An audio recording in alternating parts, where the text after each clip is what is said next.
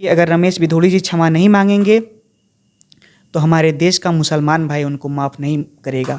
विपक्ष में कोई बोला होता तो अभी तो क्या क्या उसके घर में कुर्की हो गई होती, बुलडोजर चला दिया गया होता।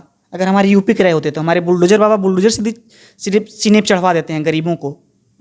हम लोग तो हिंदू मुसलमान का पैगाम देते हैं, हम नफरत का पैगाम नहीं देते हैं। रमेश बिधोड़ी जी का दोष नहीं है, उनकी उम्र का दोष है। उम्र हो गई है, अब आराम करें वो। कहाँ। नमस्कार और आप देख रहे हैं श्री कृष्ण न्यूज और हमारे साथ में यूपी से आए हुए आजमगढ़ के समाजसेवी नेता सत्यम यादव हैं। सत्यम जी, लोकसभा सदन चल रहा था, उसमें एक बीजेपी के सांसद के द्वारा एक अल्पसंख्यक समाज के सांसद की तहेलना होती है, ये कहाँ तक सही है? देखिए, ये बहुत ही निंदनीय है। एक अल्पसंख्यक समाज के समुदाय को टारगेट किया जाना ये बहुत ही गलत है। एक हमारे जो दिल्ली के सांसद रमेश बिधोड़ी जी हैं, वो पद प्रतिष्ठित व्यक्ति हैं, पद पर बैठे हुए हैं, ये उनके ऊपर शोभा नहीं देता है। और हमारे मुसलमान भाइयों को अपमानित करना ये भी अशोभनीय है। मैं चाहता हूँ उनसे वो क्षमा मांगें, क्योंकि अगर रमेश बिधोड़ी जी क्षमा नहीं मांगेंगे तो हमारे देश का मुसलमान भाई उनको माफ़ नहीं करेगा।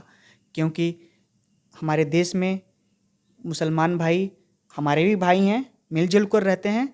हम लोग तो हिंदू मुसलमान का पैगाम देते हैं, हम नफ़रत का पैगाम नहीं देते हैं। तो एक बीजेपी का सांसद अल्पसंख्यक समाज को बोलना ये कहाँ तक सही है? देखिए, ये एक राजनीति लोग कर रहे हैं, वो राजनीति और कूटनीति उन लोगों की चलने वाली नहीं है। मुसलमान भाई भी जाग गया है। मुसलमान भाई तो बोल रहा है, सरफरोशी की तमन्ना अब हमारे दिल में है, देखना है जोर कितना बाजुए कातिल में है। तो अब हमारे देश का जितने भी ये नौजवान देख रहे हैं ना, मुसलमान भाई हमारे, ये लोग जागरूक हो गए हैं। अब इन जितने भी ये 60 साल के सटाए हुए बुजुर्ग लोग हैं ना, उन लोगों को संसद और सदन से बाहर का रास्ता दिखाएंगे। क्योंकि ये लोग हम जैसे नौजवानों को अपमानित करने का कार्य करते हैं, पद प्रतिष्ठित व्यक्तियों को अपमानित करने का कार्य करते हैं। तो हम लोग अपमान करने के लिए नहीं बने हैं। हम लोग भी अब जाएंगे संसद और सदन में, इन बुड्ढों को कहिए ये लोग कुर्सी खाली करें। ये तो हमारे अब गार्जियन हो गए हैं, बुजुर्ग लोग जितने भी लोग हैं। हम लोग भी जाएंगे, जैसे हम जैसे आप जैसे पढ़े लिखे युवा जब जाएंगे तो देश के बारे में सोचेंगे। ये लोग जाति की में नफरत नहीं फैलाएंगे। हम लोग नफरत फैलाने वाले नहीं हैं, हम लोग विकास करने वाले हैं। जैसे देखिए, युवा मुख्यमंत्री हमारे देश के अखिलेश यादव जी बने थे, कितना उनके कार्यकाल में विकास हुआ था, बहुत विकास हुआ था उत्तर प्रदेश में। और मैं तो चाहता हूँ कि हमारे देश के भावी प्रधानमंत्री श्री अखिलेश जी को उम्मीदवार बनाया जाए। अगर अखिलेश यादव जी देश के प्रधानमंत्री बनेंगे तो देश खुशहाल होगा। अच्छा सत्यम जी, जब से नया संसद भवन बना है, जब से लगातार विपक्ष के नेताओं को अपमानित करने का काम किया जा रहा है संसद भवन में, चाहे राहुल गांधी हो या अल्पसंख्यक समाज का कोई नेता हो या विपक्ष का कोई भी सांसद हो, कहीं ना कहीं उनको इस बातों से उनको अंकुश लगाया जा रहा है। ये इस पर क्या कहेंगे? ये आप सोचिए, देखिए, अगर आप लोगों ने भी देखा है, हमारे देश का नौजवान भी देखा है, राहुल गांधी जी थोड़ा सा उनके मुंह से थोड़ा बहुत चूक हो जाता है तो उनकी सदस्यता रद्द कर दी जाती है। ये कहाँ का न्याय है भैया? अभी तो अगर अब विपक्ष में कोई बोला होता तो अभी तो क्या क्या उसके घर में कुर्की हो गई होती, बुलडोजर चला दिया गया होता। अगर हमारे यूपी के रहे होते तो हमारे बुलडोजर बाबा बुलडोजर सीधे सिर्फ सीने पर चढ़वा देते हैं गरीबों को। और जो विपक्ष में सांसद उनके ऊपर भी क्या पता उनके घर पे ही बुलडोजर चल जाता। लेकिन ये बहुत गलत हो रहा है। अभी तक क्या नाम है ना, रमेश बिधोड़ी माफ़ी मांगे ना, उनके कोई, अभी राजनाथ सिंह जी का मैं बहुत सम्मान करता हूँ, उन्होंने माफ़ी मांगा। लेकिन ये राजनीतिक कूटनीति नहीं चलेगी, ये नहीं अब चलने वाला है। हमारे देश का नौजवान बुजुर्ग, हमारी माताएं बहनें सब लोग जागरूक हो गए हैं, सब लोग देखते हैं आप लोगों की करतूत। आप लोग बहुत नफरत फैला चुके हैं, अब हम लोग नफरत में नहीं जीने वाले, हम लोग भाईचारे का पैगाम देते हैं।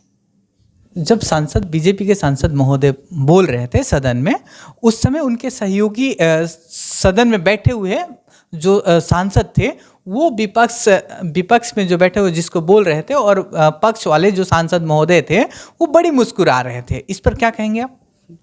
वो लोग इसलिए मुस्कुरा रहे थे कि वो लोग हरे रामा हरे कृष्णा करने वाले हैं। वो इसलिए मुस्कुरा रहे थे कि वो बड़े जाति के लोग थे, वो लोग नफरत फैलाने वाले लोग थे, वो इसलिए मुस्कुरा रहे थे। वो लोग हिंदू मुसलमान करके लड़ाई लड़ाने वाले लोग थे, वो इसलिए मुस्कुरा रहे थे। वो लोग भाईचारे का पैगाम देने वाले नहीं हैं। अगर वो लोग भाईचारे का पैगाम देने वाले होते हैं तो वो लोग उनको चुप कराते, कहते हैं कि माननीय जी आप ये क्या कर रहे हैं, एक पद प्रतिष्ठित व्यक्ति का अपमान कर रहे हैं, उनको रोकते। लेकिन वो लोग तो हंसी और ठिठोली कर रहे हैं। तो ऐसे सांसदों को क्या बचना चाहिए ऐसे बयानबाजी करने में या सदन में ऐसे विवादित बातों को कहने के लिए? रमेश बिधोड़ी जी का दोष नहीं है, उनकी उम्र का दोष है। उम्र हो गई है, अब आराम करें। वो कहाँ आराम करें?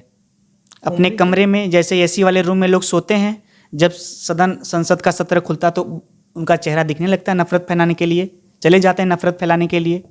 वैसे ही अब जैसे आराम से दवा हो तो खाते ही होंगे, बीपी बढ़ता होगा, क्या पता बीपी बढ़ गया हो, शुगर के पेशेंट हों। तो इसीलिए मैं कह रहा हूँ अब वो आराम करें। हमारे गार्जियन हैं, बुजुर्ग हो गए, हम लोग अब उनकी सेवा करेंगे। कैसे सेवा करेंगे? सेवा करेंगे, उनका ख्याल रखेंगे।